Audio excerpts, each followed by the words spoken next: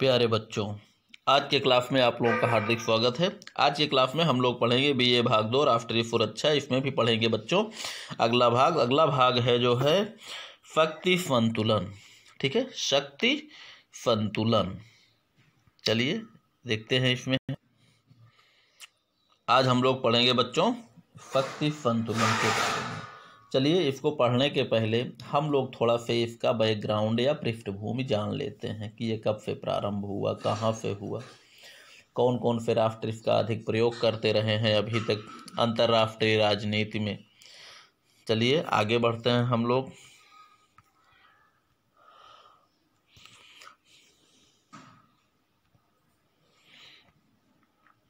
बच्चों, शक्ति संतुलन का वास्तविक प्रयोग जो है ये 15वीं शताब्दी से ही आरंभ होता है। ठीक है, जब राज्यों की स्थापना राजनीतिक तथा धर्मनिरपेक्ष आधार पर हुई। इटली, स्पेन, फ्रांस और जर्मनी के शासकों ने इसके लिए प्रयास भी किए। अब इसमें देखिए बच्चों, जो प्रमुख चीज़ें इसमें जो लिखा गया है वो है मैकियावेली ने अपने ग्रंथ प्रिंस में, ये अत्यंत ही महत्वपूर्ण प्रश्न है। प्रिंस नामक पुस्तक किसकी लिखी हुई है? मैकियावेली की। प्रिंस में लिखा है क्या कि ये इसी सिद्धांत पे कार्य करता है शक्ति संतुलन, जैसा कि प्रिंस में मैकियावेली ने लिखा है। देखिए इस पर थोड़ा सा ज़्यादा आप लोग ध्यान दीजिएगा।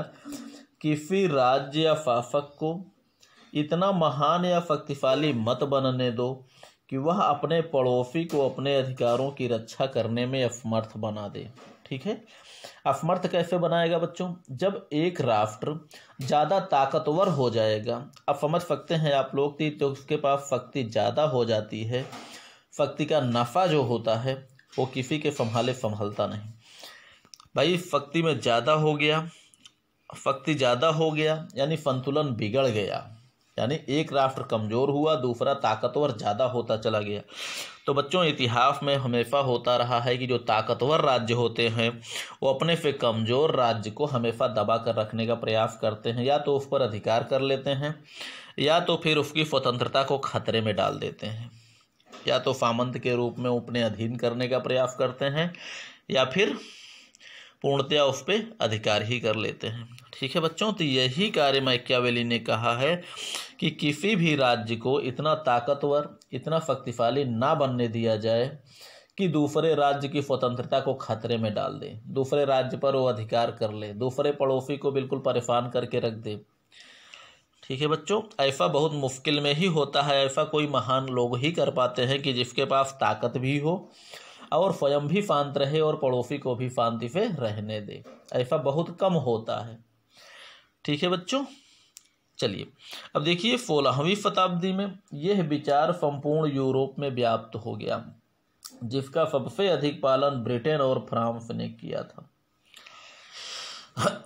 बच्चों आप लोगों ने पढ़ा होगा कि अंग्रेज जब यहाँ आए थे भारत में तो उन्होंने अपने उद्देश्य की प्राप्ति के लिए वो सारे कार्य किए, वो सभी कार्य किए जो कि वो कर सकते थे। यानी लक्ष्य उनका क्या होता था? अपने उद्देश्य की प्राप्ति, अपना व्यापारिक हित बना के रखना। इसके लिए आप लोगों ने देखा होगा बहुत से राज्यों में उन्होंने व्यापार की अनुमति प्राप्त की। जहाँ पर अनुमति मिलने में इनको थोड़ी सी दिक्कत हुई, उस राज्य को ये भाई को भाई से लड़ा के समाप्त करवा दिए, और कुछ राज्यों को मिलाकर कोई संगठन बनाए, संगठन के जरिए उनको समाप्त करवा दिए, आपस में लड़वा दिए। एक को साथ देकर, एक का साथ दे कि आपका साम्राज्य हम बड़ा कर देंगे, उस राज्य पे अधिकार कर लीजिए, आपका साम्राज्य बड़ा हो जाएगा, कोई प्रॉब्लम हो तो बाकी सारी मदद आप हमसे लीजिए, यूरोपीय सेना, हमारी अंग्रेजी सेना आपकी मदद करे। कहने का मतलब है इनके प्रकारेण जो भी इनके सामने आया उसको जो है ये मटिया मेट करवा दिए, चाहे स्वयं, चाहे कुछ राज्यों को मिलाकर, चाहे अकेले सक्षम होते थे तो अकेले लड़ते थे, नहीं तो फिर उन्हीं भारतीय नरेशों को अपने ही देश में, अपने ही राजाओं के द्वारा, उन्हें अपने पड़ोसियों के द्वारा उनको मिलाकर, लालच देकर, ठीक है, उनको जो है अपना संतुलन उनसे हाई बनाकर उनको समाप्त करवा देते थे। ठीक है बच्चों, चलिए शक्ति संतुलन का जो अर्थ है बच्चों देख लीजिए थोड़ा सा। शक्ति संतुलन के बारे में, इसकी स्थापना क्यों जरूरी होती है, इसके बारे में हम बताते हैं आपको। देखिए, युद्ध को रोकने या शांति स्थापित करने के जो बहुत सारे तरीके हैं, शक्ति संतुलन भी उनमें से एक महत्वपूर्ण तरीका है। शक्ति संतुलन बच्चों, एक तराजू के पलड़े को आप ले लीजिए। एक तराजू में अगर देखेंगे, अगर आप उठाते हैं, दोनों अगर पलड़े बराबर हैं तो दोनों बराबर रहेंगे, अर्थात दो राष्ट्रों की शक्ति अगर बराबर है तो बराबर रहेंगे। अगर एक पलड़ा थोड़ा सा भारी है तो वो थोड़ा सा नीचे झुकेगा। अब उसको जो है बराबर करने के लिए किसी अन्य तत्वों का सहारा लेना पड़ेगा, ठीक है। अन्य जो है उसमें अन्य शक्ति को लाकर वहाँ पर रखा जाएगा तो बराबर होगा, या हो सकता है ज़्यादा हो जाए। जब वो ज़्यादा हो जाएगा कि दूसरे राज्य को भी अन्य शक्तियों की जरूरत पड़ेगी। तो बच्चों, शक्ति संतुलन जो है इसी सिद्धांत पे कार्य करता है। एक राष्ट्र बड़ा है, दूसरा राष्ट्र छोटा है, तो छोटे राष्ट्र को अपनी सुरक्षा के लिए किसी राष्ट्र से संधि करनी होगी, अर्थात दो राष्ट्र मिलकर एक का मुकाबला कर लेंगे। तो वो जो है संतुलन बनाए रखने के लिए एक राष्ट्र को अपने गुट में शामिल कर लेते हैं। अब बड़ा राष्ट्र देखेगा कि ये हमसे ताकतवर हो गए हैं तो इसने भी एक राष्ट्र को मिला लिया। तो ऐसे बच्चों ये संधियाँ हो गया, संगठन हो गया, एक प्रकार से ये प्रतिस्पर्धात्मक स्थिति बनी रहती है, ठीक है। कोई राष्ट्र जो है शक्ति संतुलन नहीं चाहता, हमेशा जो है चाहते हैं संतुलन नहीं, हम ज़्यादा मजबूत बने रहें। कोई चाहेगा क्या? ठीक है। अर्थात युद्ध को रोकने तथा शांति स्थापित करने के जो तरीके होते हैं, शक्ति संतुलन भी उनमें से एक महत्वपूर्ण तरीका है। शक्ति संतुलन का सिद्धांत शक्ति संतुलन सिद्धांत की अवधारणा इस बात में निहित होती है कि यदि दो राष्ट्रों या समूहों की शक्ति बराबर है तो उनमें युद्ध नहीं होगा, ठीक है बच्चों। अगर दो राष्ट्रों की शक्ति बराबर है तो उनमें युद्ध नहीं होगा। युद्ध तो तब होता है जब संतुलन बिगड़ जाता है, अर्थात एक राष्ट्र ताकतवर और दूसरा कमजोर हो जाता है, तभी युद्ध होता है। हाँ बुआ, कुछ कहा रहीन का? हाँ बच्चों, हम ये कह रहे थे कि युद्ध तब होता है जब शक्ति का संतुलन बिगड़ जाता है। शक्ति का संतुलन का मतलब एक राष्ट्र ज़्यादा ताकतवर होता है और दूसरा राष्ट्र कमज़ोर होता है। तो जो ताकतवर राष्ट्र होता है तभी वो कमज़ोर राष्ट्र पे अधिकार करने की योजना बनाता है और कमज़ोर राष्ट्र पे युद्ध को थोपता है, कमज़ोर राष्ट्र पे अधिकार करने का विचार करता है। जब दोनों राष्ट्र बराबर होते हैं तब कोई राष्ट्र ऐसा विचार नहीं करता कि हम किसी अन्य राज्य पे या पड़ोसी राज्य पे अधिकार कर लें, ठीक है बच्चों। तब युद्ध नहीं होगा। कहने का मतलब शक्ति संतुलन की अवधारणा इसीलिए इस बात में निहित होती है कि अगर दो राष्ट्रों के बीच शक्ति बराबर है, दो राज्य बराबर ताकतवर हैं, तो दोनों के बीच में युद्ध नहीं होगा। क्योंकि बच्चों उनमें संभावना ये रहेगी पता नहीं हम हार जाएंगे तो हमारे राज्य पे उसका अधिकार हो जाएगा, जीत जाएंगे तो ठीक है, लेकिन हार जाएंगे तब। जब शक्ति का संतुलन बिगड़ने का मतलब होता है जब एक राष्ट्र ज़्यादा ताकतवर होता है तो उसको रहता ही है कि हम तो जीत ही जाएंगे, वो कमज़ोर है तो सोचता है क्यों ना अपने राज्य का विस्तार कर लें या उसको अपने अधीन कर लें। तो बच्चों यही समझ लीजिए कि शांति तभी भंग होती है या युद्ध तभी होता है जब शक्ति का संतुलन जो है बिगड़ जाता है, अर्थात एक राष्ट्र ज़्यादा ताकतवर होता है और दूसरा राष्ट्र ज़्यादा कमज़ोर होता है। ठीक है बच्चों, ये समझ में आप लोगों के आ गया होगा कि शक्ति का संतुलन इसी बात में निहित है कि दो राज्यों की शक्ति बराबर है तो उनके बीच युद्ध नहीं होगा।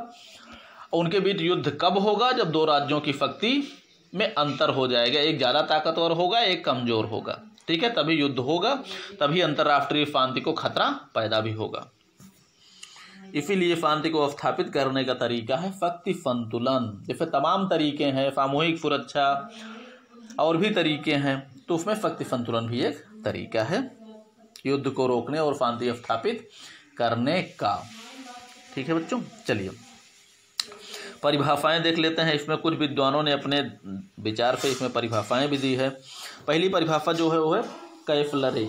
इन्होंने क्या कहा है कि राष्ट्र परिवार के सदस्यों के बीच ऐसी, बच्चों ये थोड़ा सा डिफरेंट हो गया है, ये है ऐसी उचित साम्यावस्था बनाए रखना, ऐसी उचित साम्यावस्था बनाए रखना जिसमें उनमें से कोई भी इतना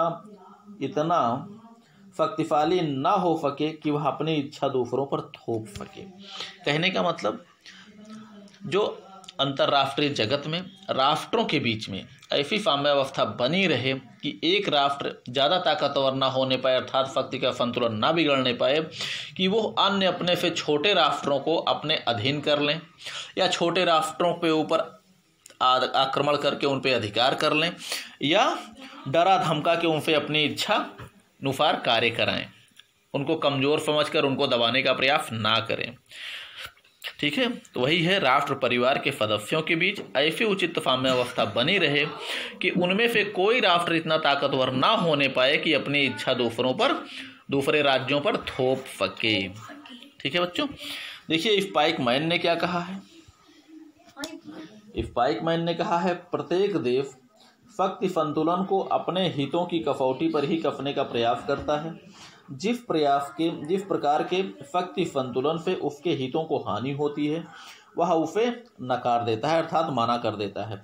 और ऐसे राष्ट्र शक्ति संतुलन के लिए कोई प्रयास करने के बजाय अपने हितों की पूर्ति के लिए शक्ति में असंतुलन ही बनाए रखना चाहते हैं। कहने का मतलब वही इन्होंने कहा है स्पाइक मैन ने कि जो राष्ट्र होते हैं वो प्रत्येक राष्ट्र अगर देखा जाए तो शक्ति की प्राप्ति के लिए हर समय परेशान रहते हैं। ठीक है, शक्ति की प्राप्ति के लिए हर समय परेशान रहते हैं और जहाँ पर शक्ति क्या होता है बच्चों, राष्ट्रीय हित। ठीक है, हर प्रकार के हितों की रक्षा करने के लिए परेशान रहते हैं। अगर किसी प्रकार के संतुलन से उसके हितों को नुकसान होता है तो वो शक्ति संतुलन की ओर ध्यान नहीं देता, केवल अपने हितों की रक्षा करता है। अपने लाभ की ओर सभी जाते हैं बच्चों, संतुलन की ओर कोई नहीं जाता। ठीक है, तो ऐसे राष्ट्र क्या करते हैं कि अपने हितों की रक्षा के लिए, अपने लाभ की रक्षा करने, अपने स्वार्थ की पूर्ति के लिए वो संतुलन की ओर ध्यान नहीं देते, वो असंतुलन ही बनाए रखते हैं। ठीक है बच्चों, और बच्चों ये भी ध्यान दीजिएगा कि शक्ति संतुलन जो है हम लोग पढ़ रहे हैं, शक्ति संतुलन का नाम है। राष्ट्र हमेशा कोई संतुलन नहीं चाहता, ना कोई संतुलन बनाता है। ठीक है, सभी राष्ट्र चाहते हैं कि हम पड़ोसी के मुकाबले ज़्यादा ताकतवर बने रहें।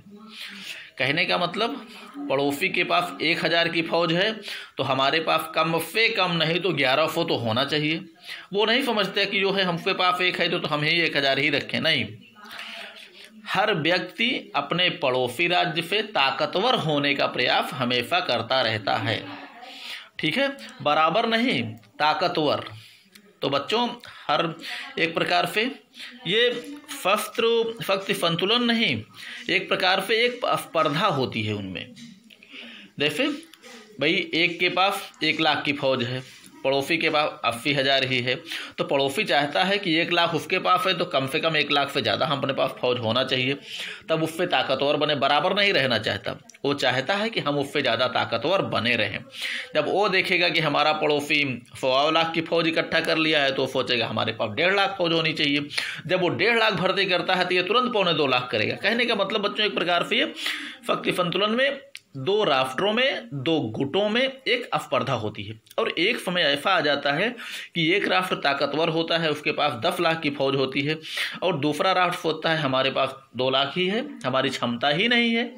अब वो क्या करता है कि दूसरे राष्ट्रों से वो संधियाँ करता है, दूसरे राष्ट्रों से मिलाकर वो संगठन बनाता है उस राज्य के विरुद्ध। जब वो और संगठन भी ऐसा बनाएगा कि जब कुल मिला के फौज जो है 10 लाख के ऊपर हो जाए या पड़ोसी राज्य से ज़्यादा ताकतवर इनका संगठन हो जाए। जब पड़ोसी राज्य देखेगा कि हमसे ज़्यादा ताकतवर हो गया तो वो भी एक आध राज्य को मिलाकर और संगठन बनाएगा, फिर मजबूत होगा। तो बच्चों ये एक प्रकार की प्रतिस्पर्धा चलती रहती है। ठीक है।